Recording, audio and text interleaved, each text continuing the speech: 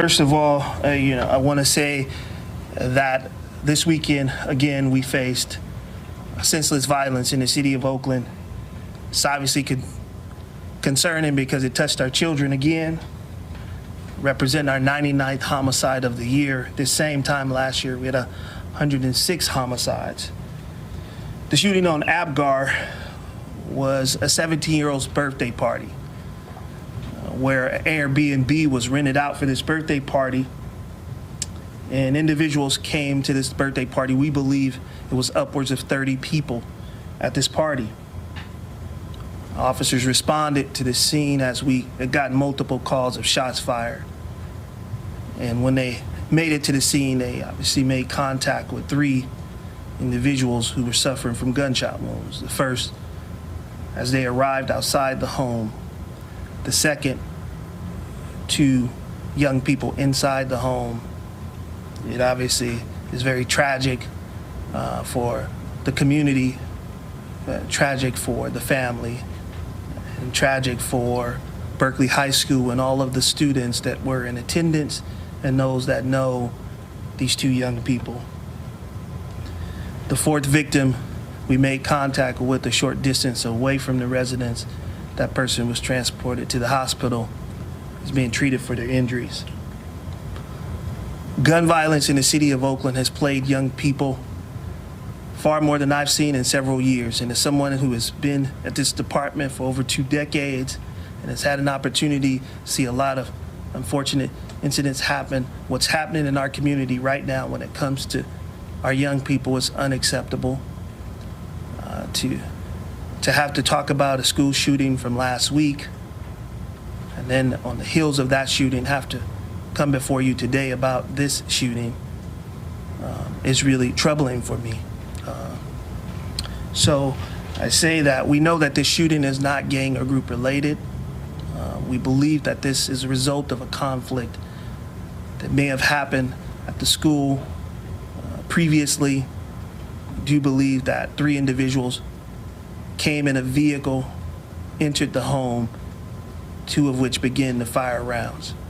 We are following up on all leads related to this shooting, and I believe that we're going to apprehend those responsible for this heinous crime. We have to get guns out of the hands of young people. And that is not just a police issue. That is an issue for families. These things start at home. In this moment, if we care about our children, we have to make sure we ensure that they're safe. Far too many kids have access to guns. And it is causing tremendous harm, long-term harm for children who either witness this, families that are victimized by this, but it is sending a horrible message about safety in our schools, safety for our children. This is a community issue that we have to remove guns out the hands of young people. It is putting our children at risk. It's a sad reality that back-to-back weeks we have to talk about tragic injuries to young people. All right. 5 hours later, we responded to another incident in the 1300 block of 85th Avenue. Again, gun violence is plaguing our community at a rate that is unacceptable. We responded to the scene and made contact with an individual suffering from gunshot wounds. Unfortunately, he was pronounced deceased. We are following up on leads related to that homicide as well. We believe that we have a person of interest, but we are continuing to investigate that crime as we speak. We are making arrests. We are making arrests. We are doing our best to hold people accountable.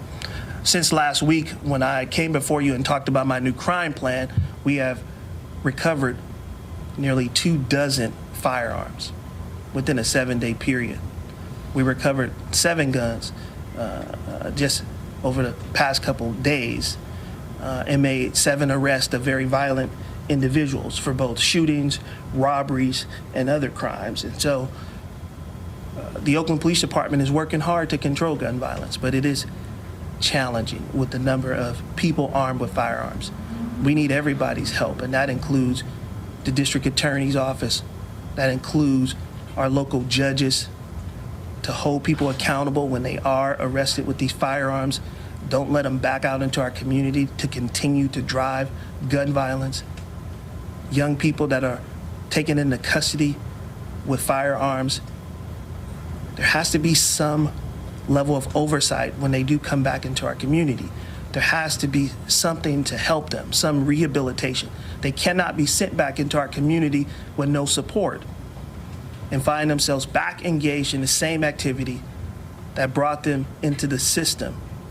If we say we're trying to prevent these young people from being victims of violence, we cannot let them out without the support that they need, because not only do they become victims of violence, they become perpetrators of violence.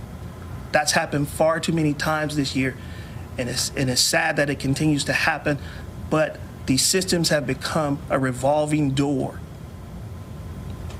The justice system is not working in Alameda County and in Oakland. For us to see the same people, the same young people who are being exposed in this way, they need help, they need resources, but also this community needs not to continue to be victimized as a result of failures in systems. Crime plans, we have them. Extra officers on the streets, we have them. Focused enforcement, we're doing it.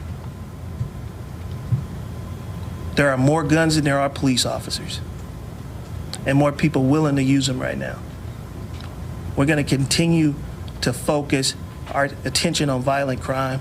We'll continue to aggressively go after those that use firearms, but this is a call to the public to say, you got to get the guns out of the hands of young people. We got to get the guns out of the hands of people who want to use them in our community. But this violence is at an unacceptable level at this point. What have we done to address gun violence? Right now, we've taken 1,150 guns off the streets. That is 34% higher than it was at this same time last year. That is incredible. The number of firearms that we're encountering on a nightly basis related to shootings. Lastly, unfortunately, two of our officers were injured last night while working to protect our city. Officers were responding to an unresponsive person inside of a vehicle in the 5200 block of Wentworth Avenue just before 10 a.m. on Saturday, when it appears the person inside the vehicle was under the influence. That individual awoken, and he began to communicate with the officers as they attempted to take him into custody. As officers were attempting to detain this individual drove off and ran over the two officers, injuring both officers, one of which was transported to the hospital with trauma to his head. That officer has been released from the hospital, but did suffer significant head injuries and was in need of extreme medical attention. So we hope the officer's speedy recovery, but it's been a challenging weekend for us, and with that, I'll take whatever questions you might have. Shooting in Berkeley, was that done with a rifle or a handgun? You know? It appears that there were both rifle and handgun rounds in that shooting. Do you know what was the conflict that originated that, and did they just come inside the house and start shooting, or they were targeted, or? Yeah, I don't know what the underlying reason for the conflict was. We know that there was a conflict. We know that the individuals responsible for this just entered the house and then began to shoot. Randomly? No, very specific people within the house. So they knew exactly the individuals that they were seeking to shoot. And did you say it happened at school, or was something that happened at school? We believe either at school or around the school. We definitely know it had some association to the school. Did any of the survivors of the shooting recognize or know the names of the people that came into the house? That's still a part of our investigation. I'm not able to release that at this point, but we are following up with everybody that was at the shooting, those that witnessed the shooting, as well as the victims of the shootings as well. Are they also underage? Most of the people there were all students, all The young three people. suspects, I mean. The three suspects? We haven't identified the suspects at this point. But you know it's three and you don't know if it's not. I don't know who they are at this point. I think we are looking for them. Once we identify who they are, we'll definitely share that with you. Are Why you did you releasing? Why did you say you felt confident that you would make an arrest? Is that because of the witnesses there? I think the information that's coming forward, I think, will be helpful in our investigation. I feel like we're getting some strong leads in the investigation, and I think hopefully at some point it'll lead to an arrest. Are you releasing any description of the vehicle or people? Not at this point, but we will soon if we don't find it. Is this gonna be gun related? No. No, we don't believe that this is gang or group related. And just to clarify, Chief, when you mentioned involvement of a rifle and handgun, you were talking about APGAR. Yes, I'm talking about ADGAR. And then I will be releasing some information in particular about the shooting today.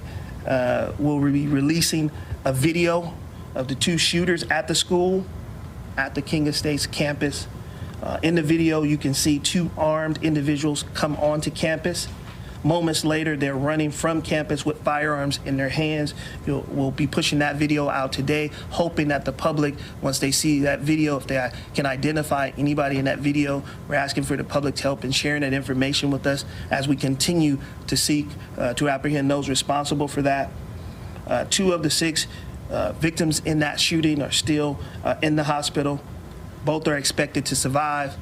And there's 1 student and 1 worker that is still suffering from injuries and in the hospital, but hopefully they'll recover soon. The Apgar shooting, Airbnb, how were the kids able to rent a place from Airbnb?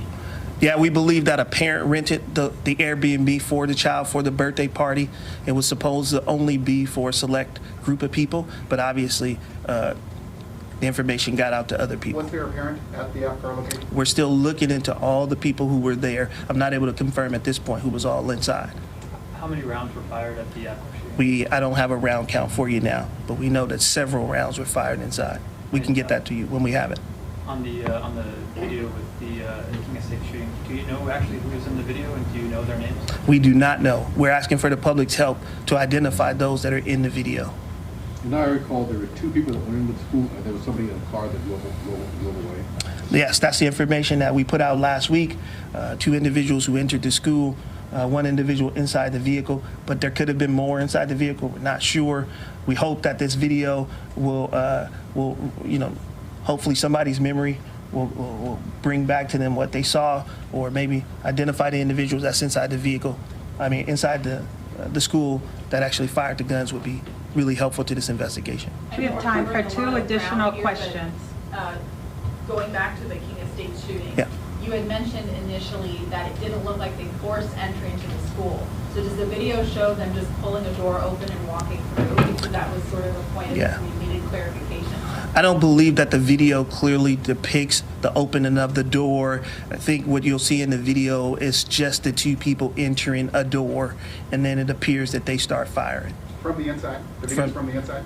I believe the video is from the outside. So do you have an update on how they got in? Can you guys ask one question at a time? Which question am I answering? Do you have any more clarification about how they got in? We know that they got in through the front of the school. I think the clarification that we're still looking to is to better understand, was that door open? Was it unlocked? We know that they didn't use any tools to force entry. So we know that so far. The 2 other teenagers who were shot, are they still hospitalized or in the Apgar shooting? In the APGAR shooting. So the two injured teens who were shot but survived. Jacob, we'll get that. Yeah, I'll confirm. We'll confirm with you their condition, if they're still in the hospital or not. Operation Ceasefire, I guess, was disbanded a while back. Are you going to bring it back? It was what? Was it disbanded? No.